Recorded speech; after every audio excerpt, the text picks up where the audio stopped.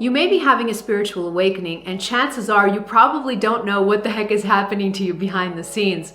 It turns out that spiritual awakenings, they go through patterns or stages that you can identify to make sense of what's happening to you. In this video, I'm going to share with you the 6 stages of spiritual awakening so you know right away what stage you're at. And I'm also going to share 3 practical strategies to help you work through each stage, even the harder ones. Coming up.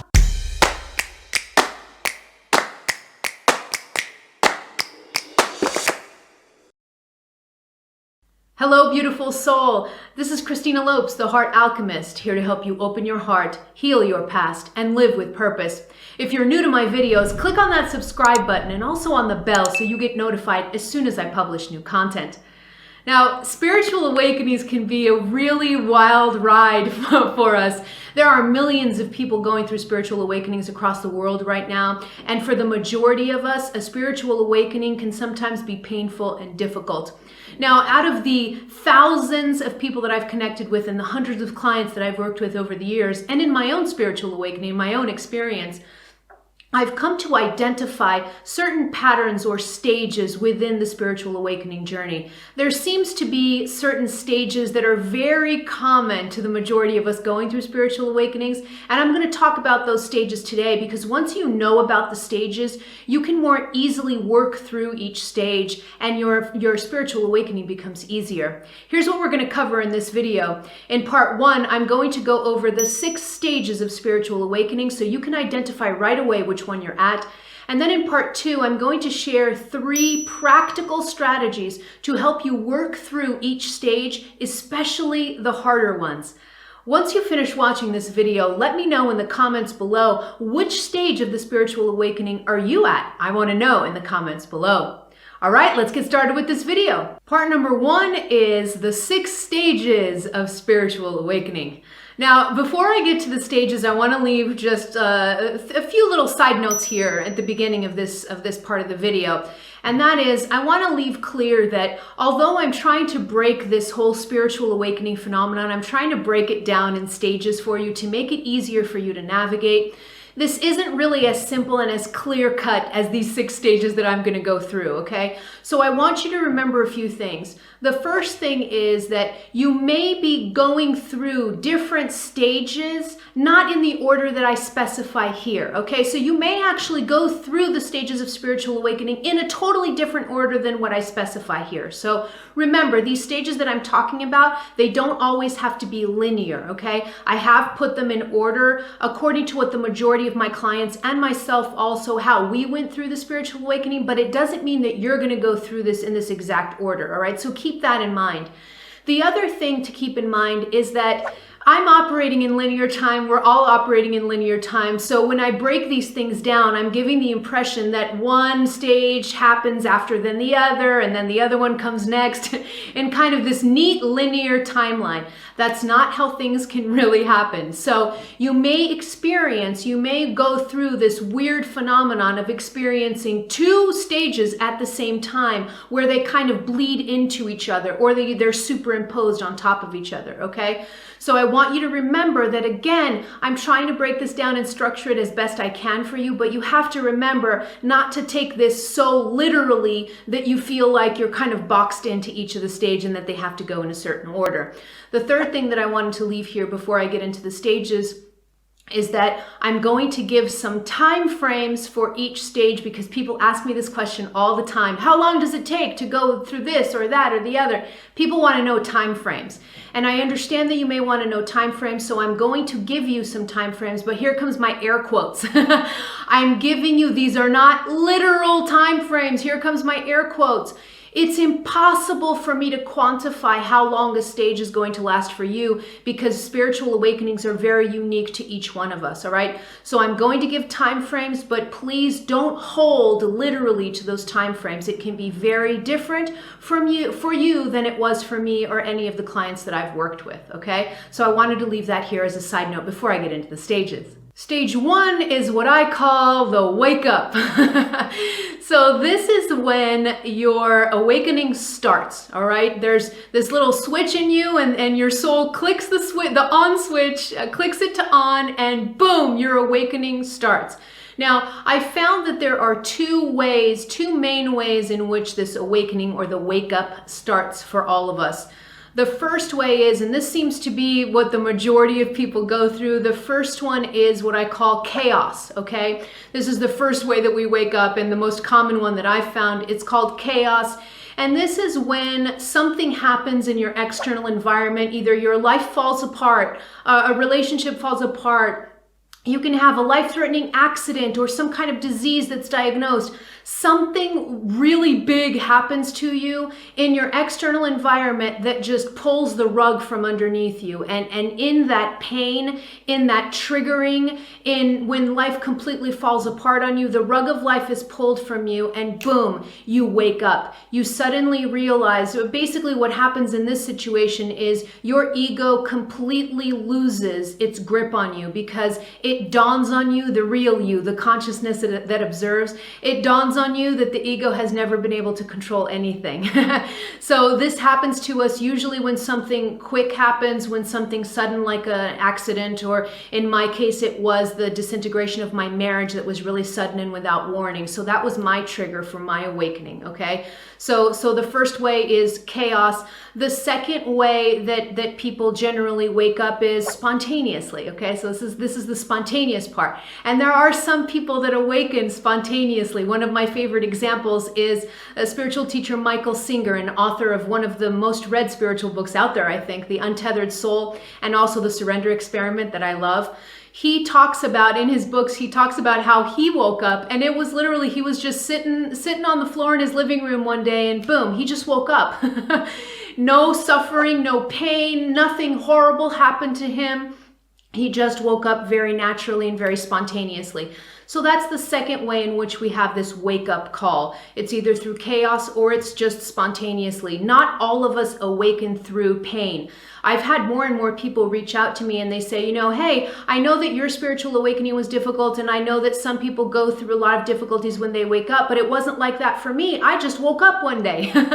And so this is happening to more people, and that's wonderful. It's so wonderful because the times are changing, and yes, moving forward, people are going to start to wake up more spontaneously without the need for pain or suffering, and that's so wonderful because that's how we all should be awakening. Who needs pain and suffering, right, to awaken? We should all awaken spontaneously, and that's where we're going. But up until now, and in my own life and with the clients that I've worked with, it hasn't been the case. We've been waking up a little bit through chaos, but that's okay. It's just as valid. So that was stage number one, and it's waking up. Now, regardless of how you wake up, one thing to remember is that when the soul switches on that awakening switch in you, whether you wake up through chaos or wake up spontaneously, the same thing happens to you, and that is you start to ask really deep existential questions. Existential questions like, there's got to be more to life than this, or there's got to be more than this. Okay, so questions like that, you start to ask them, you start to go really deep. You wake up basically from the matrix, what some people call the matrix. You wake up from the slumber that you've been in and that the majority of us still live in on the planet. You just wake up and you start to see things the way they really are. And for a lot of us, this is just it's like we feel awake for the first time in our entire lives. Now, the time frame for stage one is usually days or weeks. We'll usually be in this kind of wake up for days or weeks. It can last a little longer, but in general, what I've found is days or weeks in stage one. Stage two is called bliss. And this is such a beautiful stage because this is usually, again, remember what I said at the beginning of this video. Usually the stage of bliss comes right after your wake-up call. It comes right after stage one. And this is when we come alive. We start to feel connected with everything around us. We feel connected with God. We feel at one with Source. We can feel connected with trees and with birds and with flowers and with people and just with the world in general. And we start to get inundated by these beautiful emotions like ecstasy and bliss and excitement and joy. All of these emotions that maybe for so many of us we hadn't felt in years. So we start to get inundated by these beautiful, beautiful emotions. We feel really high. We feel excited about life. Now, part of the reason why the bliss stage is so blissful is because what's really happening is the heart is starting to awaken. That's why you're feeling all these beautiful emotions. Your heart's starting to awaken. And for the majority of us, this can be the first time in our lives that our heart really comes online. And so when it starts to awaken, you start to feel these beautiful emotions like compassion, connection, oneness with all things. So this bliss phase, it's beautiful, it's amazing, and most of us, what's interesting is that most of us don't want to leave this stage. Most of us think that when we're in the bliss stage, we're like, oh my God, my life is amazing, and it's just going to all be amazing from here on in.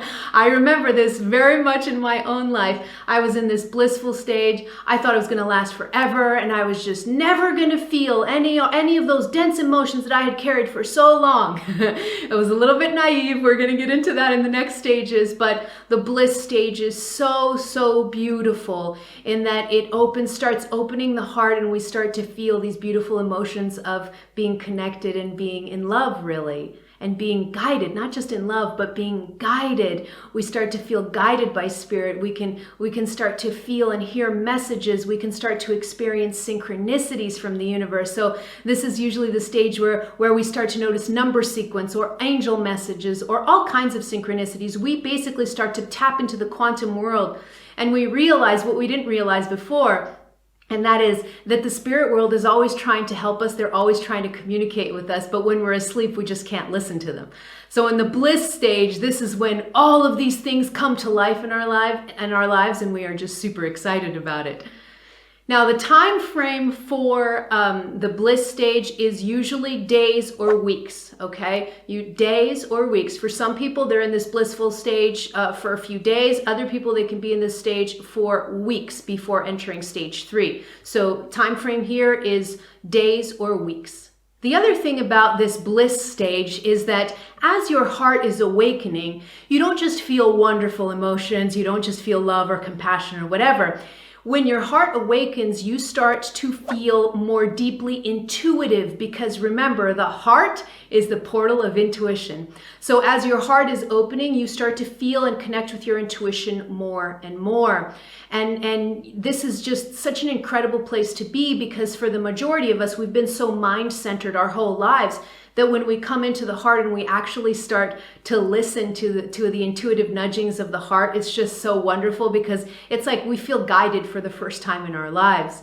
And the other thing about this stage is that as the heart is awakening and as our energy system is opening up really wide, the energy system starts opening up during this phase of the spiritual awakening, we start to discover certain spiritual gifts that we may not have known we even had before. So spiritual gifts start to come out. A lot of things that your soul had planned out, talents and excitements and gifts, they start to come up and they start to surface. And many of these gifts you didn't know about them before. They were kind of concealed underneath your unconsciousness. And so now they start to come to the surface, and it's just such an exciting time, this stage 2, this bliss. But like anything in life, this stage doesn't last forever. Stage 3 is the dark night. Now, I also call this sometimes the Great Purge.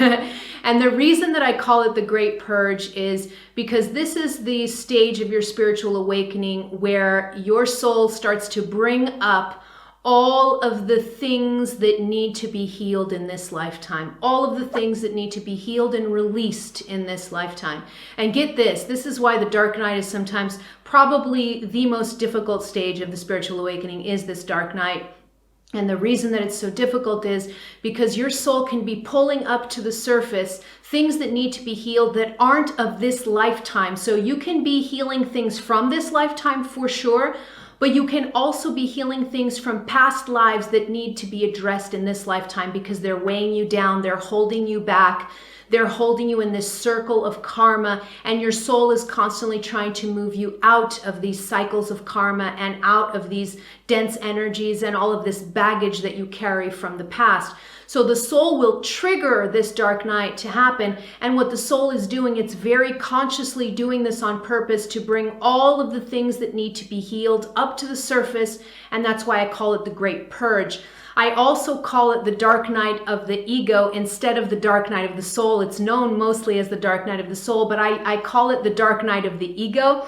And the reason that I call it that, I'm going to leave you a video here that I did on the dark night. I'm going to leave you a video here. It's going to pop up here. If it doesn't pop up here, check the description box below. I'll leave you a link for it there. I go into detail about the dark night and why I call it the dark night of the ego, so you can learn more about it in that video. But basically, the dark night, what it's doing is it is helping you release so many things from the past that need to be released. A lot of times things that are not of this lifetime and that you didn't even know you needed to release.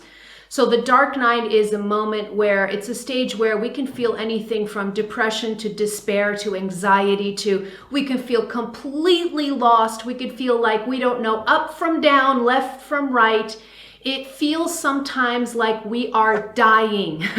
It feels like we are dying. And in a sense, this is true. We are dying. The old self, the old you that had all this karma and all this garbage and all this stuff from the past that wasn't healed and that was just repressed in your system, all that's being released. So in a sense, you are dying on a certain level. You're dying on so many levels. Your biology is changing. Your genetics are changing. I mean, everything in your body is changing, but also energetically you're changing. So in almost literal terms, not quite literal, but in so many ways, it is true that when we have this feeling that we're dying during the dark night, we are dying in a way because we're being born new. The dark night is, I think, the most difficult stage of the spiritual awakening. Not all people go through this. Again, not all people go through all these stages, but the majority of people that I've worked with and the thousands of people that I've connected with across the world who are having spiritual awakenings, they do go through some form of the dark night. And, you know, sometimes it can last less time, sometimes it can last more. In terms of time frame, you may not like to hear this, but I'm going to say it anyways because this has been my experience in my own life and in working with so many people. The time frame for the dark night tends to be months to years. So sometimes people will be in the dark night for years. More likely, I would say it's usually some months to maybe a couple of years is the average. But again, it could be months to years. So this may be happening to you. You have to have a lot of patience if you're going through this. And if nothing else, remember that if you are in the dark night right now, your soul has programmed it and your soul is doing it on purpose so that you could purge everything that is holding you back. Once you do purge everything that's holding you back, you're going to become a completely different person and you're going to look back on your dark night and you're not going to wish it were any different than it was. I feel so blessed to have gone through a dark night of the soul, more than one actually. I went through more than one dark night and I'm very grateful for it, and I don't wish it were any other way because I remember what I was before and I know who I am now, and it was going through the dark night that helped me get to where I am now, so I wouldn't want it any other way. Stage 4 is what I call the void. Now, in the void, I've talked about this before in a previous video. In the void, what happens is it's sort of like life just stops, or you come to a place of no man's land. And the reason that you come to a place of no man's land is because the dark night is over. So you've purged all of the old stuff and you are now in between your old life and your new life, your old energy system and your new energy system, and your old self and your new self. And when you're in between those two states, that's what I call the void. And the void is a place where a lot of times we can feel really lost and we can feel a lot of anxiety if you don't know you're going through the void. But now you will know, so the anxiety will stop, right? After watching this video. When you're in the void, people tend to feel a little bit anxiety, or they feel like they're lost, because what happens is the universe closes all the doors on you. It's sort of forcing you into a cocoon so that you may emerge as a butterfly later. And so what the universe does, a lot of times people say to me, I don't know what's happening to me. I've been receiving guidance from my guides throughout my spiritual awakening, and suddenly it stopped. I don't know what I'm doing wrong. I can't hear the universe. I can't hear spirit communicate with me. I don't feel connected with God. I feel completely disconnected. Where's the bliss that I used to feel? So it's usually in this phase and in the dark night that people are trying to claw themselves out of it, because they want to go back to the bliss phase. They want to go back to being connected to God and being connected to spirit. Now, you're never really disconnected from spirit ever, but the illusion here that you're disconnected occurs in the void because you're going through this place of no man's land in between your old self and your new self. I sometimes call this phase the Great Rest. And I call this the Great Rest because this is the perfect opportunity when that cocoon closes in on you and you feel like all of the doors are closing, you don't receive signs, you don't know what to do next. That cocooning phase, it's occurring on purpose so that you may rest. Remember, if you just came out of the dark night, holy moly, have you done so much work, and you need to rest that energy system before it ramps up into the next phase of your life. So the void is what I call the Great Rest if you know how to deal with it. So no more kicking and screaming against the void, no more trying to claw yourself out of it, no more trying to force things to happen when the universe keeps closing doors on you or when you're not sure what to do next. Just remember, I'm in the void, I'm in the stage of great rest, and I'm going to allow myself to be cocooned, and I'm going to do nice spiritual practices to just keep myself soothed and balanced, and everything is going to be okay. All right, so this is the void. The time frame for the void can also be months or years. Months or years. Usually the most often that I've found with the void is some months. Okay, so maybe a little under a year. But again, it can last for months or years depending on your path and what your soul wants for your own spiritual awakening. Once you know you're in the void and you start learning how to work with the void, you start to feel really interesting and very different from the anxiety, trying to claw yourself out kind of energy. Once you know you're in the void and you're coming into a cocoon phase or the great rest, you actually start to feel deep peace. And you feel deep peace because you realize you're in the void and you start to work with the energy. So you may be really tired, especially if you've just come out of a long dark night. You may be really tired because you've gone through so much healing and you could be so exhausted. But even though you're exhausted, you're also at peace because you know that now you've entered this void phase, this cocoon phase, and you're going to take advantage of it.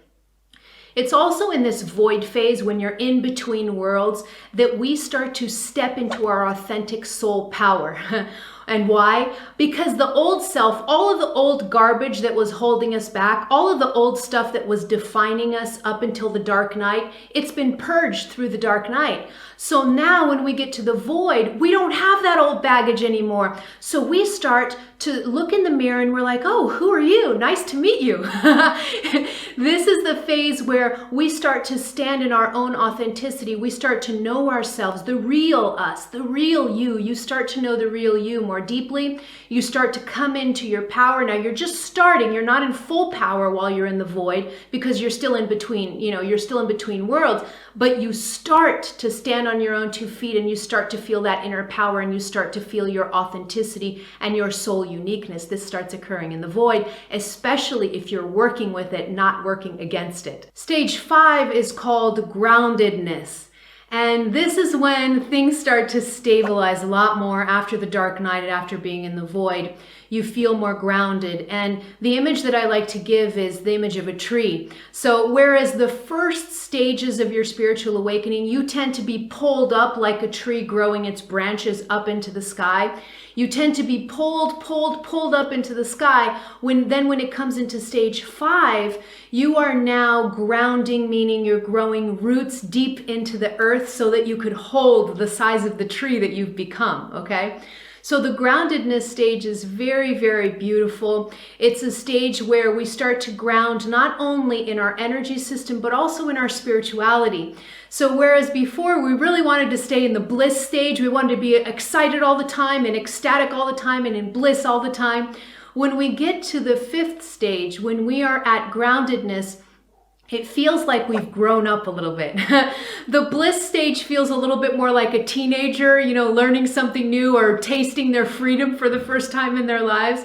And then stage 5, the groundedness stage, it feels like we are more adult, we're more mature, meaning that yes, we still want to live with bliss and we want to live with excitement, but we realize that there are other things that happen in life, and we start to ground in our knowing that everything is okay if I'm feeling bliss or if I'm feeling sadness, if I'm feeling anger, if I'm feeling love. So in the groundedness phase, we become spiritually and emotionally mature.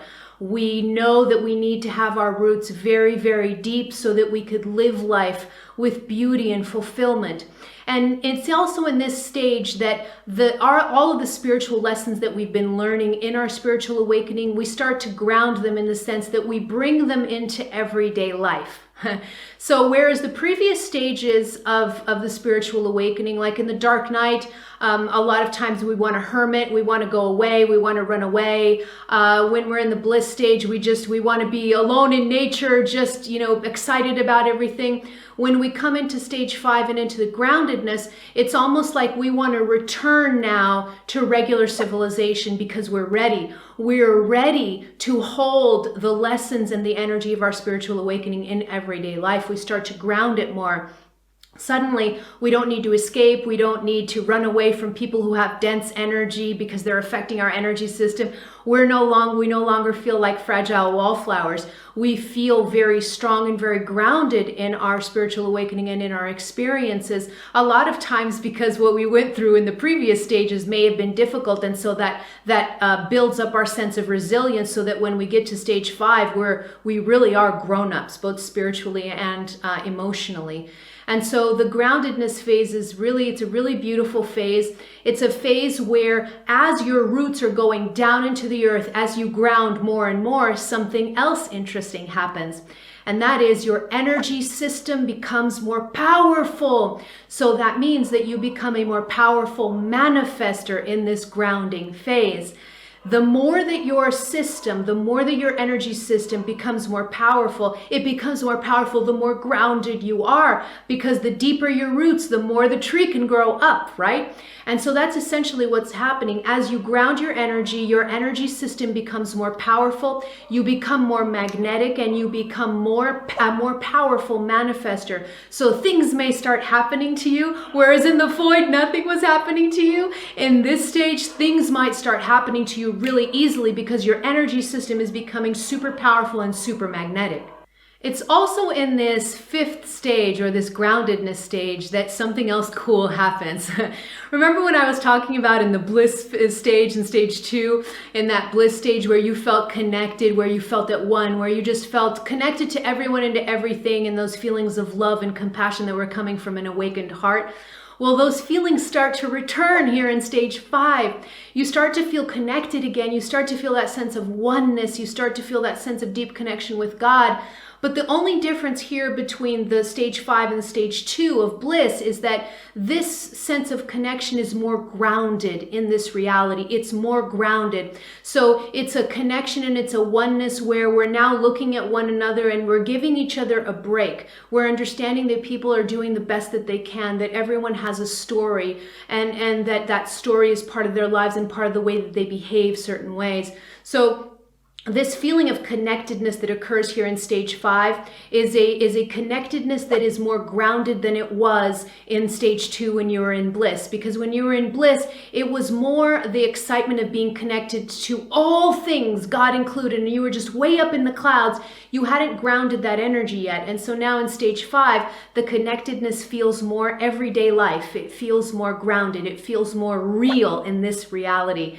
And it's because your roots are growing deep, your energy system is getting bigger and more powerful, and your heart is continuing to open. And the more that the heart opens, the more connection and compassion you feel for yourself and for others and for everything, really.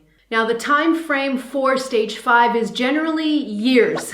So I'm going to leave that one here. I was going to say maybe months to years, but no, it's definitely years. I haven't really worked with anyone where, and it didn't happen in my own life, where the groundedness just lasted for a few months and then they were on with their lives. The groundedness generally lasts years, usually maybe at least a year, 1 to 2 years maybe, I want to say. So this groundedness phase, stage 5, generally can last years. Stage 6 is the last stage, and it is the stage of purpose and life mission. It's such a beautiful stage.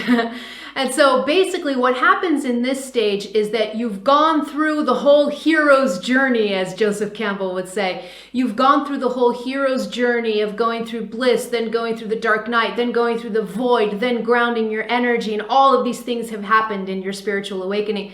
By the time you get here, you're probably some years into your spiritual awakening, at least 2 years, 2 to 3 years into your spiritual awakening by the time you get to this stage 6. And in this stage 6, what's happening is because you've gone through such a deep sense of purge, you've let go of your old self, you've become a new person, your whole energy system has rebuilt itself, your soul has purged so much crap from the past, you're literally a new person. And you're a new person that's gone through the groundedness phase. So you're a new person that's grounded and powerful. And a person that's grounded and powerful is in deep connection with their purpose and their life mission in this life. And so in stage 6, you start to live that mission and that life purpose with a lot of knowing, with a lot of confidence in your heart. You may not know what the final destination is. You know, lots of people say to me, I don't know what my mission is yet. A lot of us don't know what our mission is yet. I don't know what my mission is to the full capacity of my mission. I'll only know at the end of my life because your life mission is something that you can only look back on, really. But you can know little bits of your mission as you go, and you can walk that path of your mission one step at a time. You also walk with deep purpose. You may not know the details of your mission, but you know that you are here with great purpose, and every day you take one step at a time towards that purpose. In stage 6, you start to remember who you are and what you're doing here, and you generally make a commitment to life.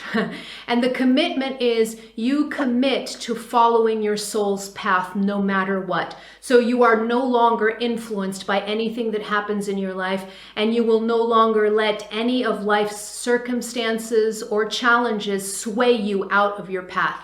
So stage 6 is wonderful in the sense that you're really rooted, you're really strong. You may not know all the details of your mission, but you commit to following your soul's path as your soul reveals it to you. And the time frame for this 6th stage, the time frame for it is really the rest of your life, right? It's really the rest of your life. But this can go on for years, actually. The stage itself can go on for years where you're fine-tuning your mission, you're discovering a little bit more about yourself, you're stepping one step at a time towards that mission, you're discovering a little bit more of it. And so this stage 6 can take some years, but this usually continues on for the rest of your life. Now on to the second part of the video, and that is my top 3 tips or strategies to help you through the stages of spiritual awakening. Now, I've shot a ton of content on how to help you through a spiritual awakening. I'm going to leave a playlist here, all with spiritual awakening content. I'm going to leave it here. If you don't see it pop up on your screen, I'm going to leave a link to it in the description box below. So go through that playlist. There's a ton of information on there to help you go through a spiritual awakening in more detail. But I do want to leave you with my top 3 tips in this video to kind of really help reinforce how you can work with these stages of spiritual awakening. The first tip is, I feel like a broken record, but I'm going to keep saying this because it's so important. The first tip is surrender. You must surrender. And I can't tell you how important this is, because if you do not surrender, you know, a lot of times clients reach me in a state of such deep resistance because maybe they're in the dark night or maybe they're in the void and they're just tired of this whole spiritual awakening thing, says their ego. And so they come to me and sometimes they're really resistant. Sometimes they're even pissed off and defiant. They're defiant. They just don't want to do this anymore. They're tired of it. Sometimes they're even pissed off at God or spirit or whatever for supposedly putting them through this spiritual awakening. And you know, God doesn't put you through this. Your own soul programs your spiritual awakening. So a spiritual awakening is occurring because of you, because of your higher components like your soul and your higher self. It's not God doing anything horrible to you, okay? But If you resist and if you fight, all you're going to be doing is you're going to be prolonging the stages, especially the hard ones like the dark night or the void. The more that you resist, the more that you kick up a fight, the longer it's going to take for your soul to pull you along. Because, think about this image. If I'm trying to pull you down the street and you're resisting me and you're kicking and screaming, it's going to take a lot more energy on my part to literally pull you down the street than if you were just walking down the street side by side with me. We would go much faster, wouldn't we? And so that's what your soul's doing. You're gonna go one way or the other because your soul is much more powerful than your ego, and it's usually the ego that sets up a lot of resistance. So your soul's gonna win, but it's just gonna take longer because your poor soul's gonna have to be pulling you along. And why do that? Why do that? Because you're only causing more suffering to yourself. So this tip is important. You got to surrender. Please, beautiful soul, you got to surrender. Surrender to the process. Do mantras. I love to do mantra work. Mantra work was really important in my own surrender process. You can come up with your own mantras, but I have some that I love that I can share with you. It could be a mantra that could say, everything is working out. Everything is going as fast as it needs to. Everything is okay. My soul knows what it's doing. I give up control to my soul. You can keep going. My soul is in command now. You can keep going on and on and on with these mantras. You could write them down and you could repeat them on a daily basis. That's how important this surrender work is. Repeat them on a daily basis if you have to. You have to become just completely open-handed, completely willing, completely soft.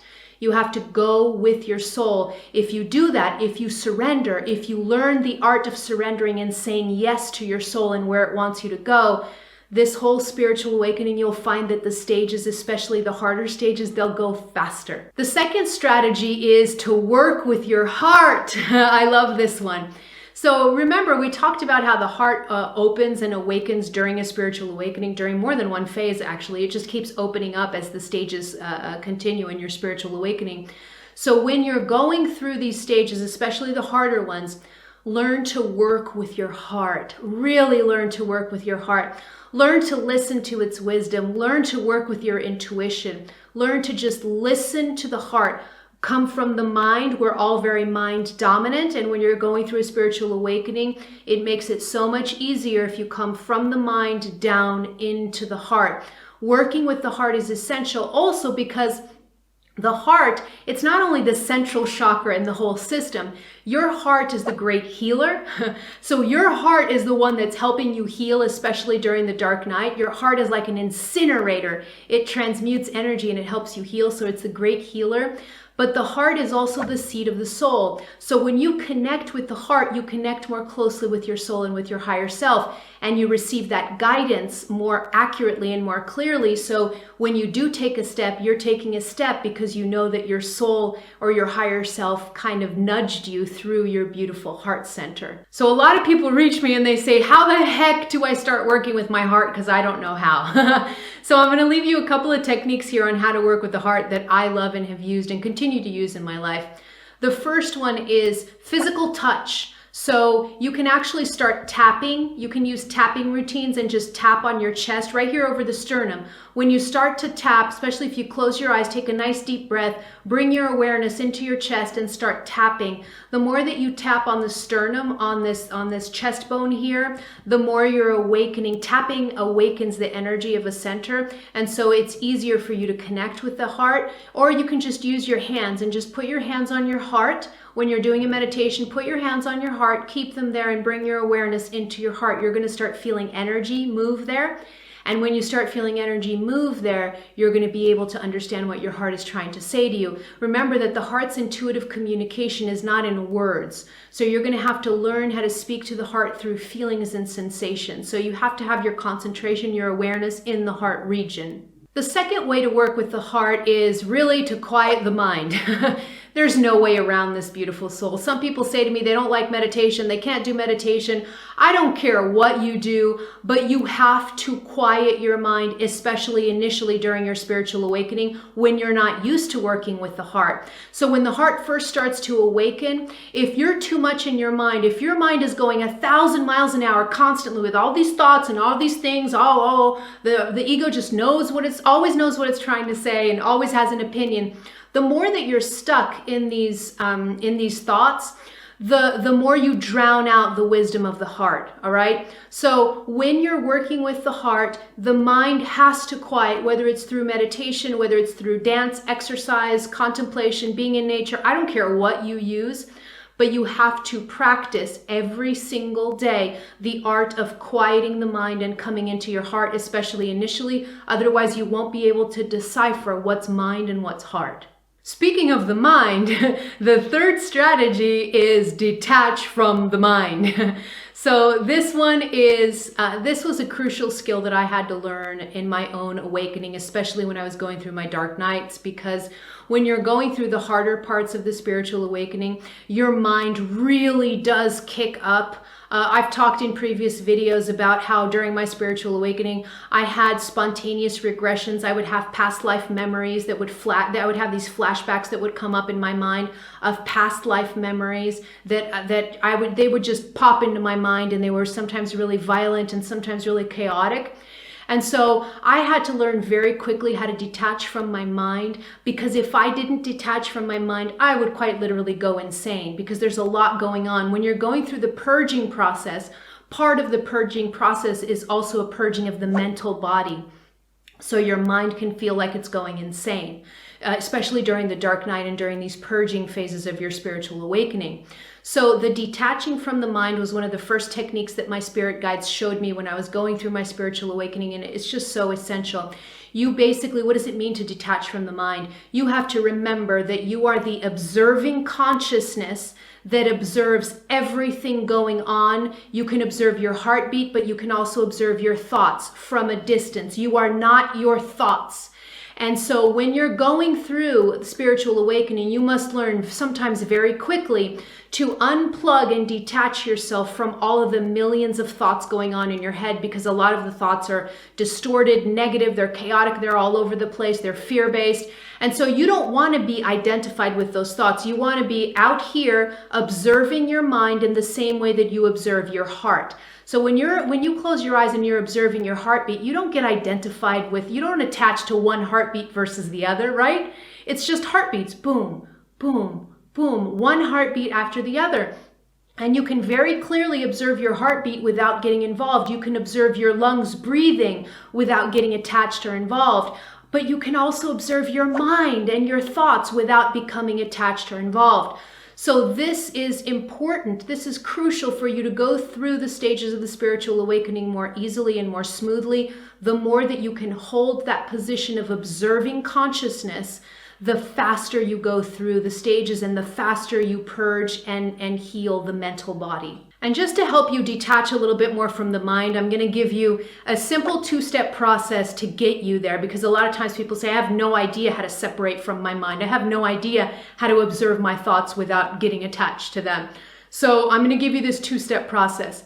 The first step that you can do is you simply observe the thoughts and let them pass by, sort of like clouds passing by in the sky. Okay? You just allow them to pass by. You observe them and you allow them to pass by. You don't get stuck on any of them. So you observe the thought and let it pass by. If it's a negative fear-based thought, which is usually the ones that give us the most problem, if it's a negative, a chaotic, or a fear-based thought, then that's where step number 2 comes in, and it's called refocus. So what you're going to do is you observe the thought passing by, you observe its contents, and then you immediately refocus into something different. So, for example, I'll give you a very real example. During my spiritual awakening, when I was going through the dark night, and this happens to a ton of people that connect with me, I literally felt like I was dying. And so my mind would say constantly, you're dying, you're sick, you need to go to a doctor, you're probably dying, you probably have some kind of horrible disease, you're probably going insane, you may be schizophrenic. So I had all of these things going on about my imminent demise, said my mind.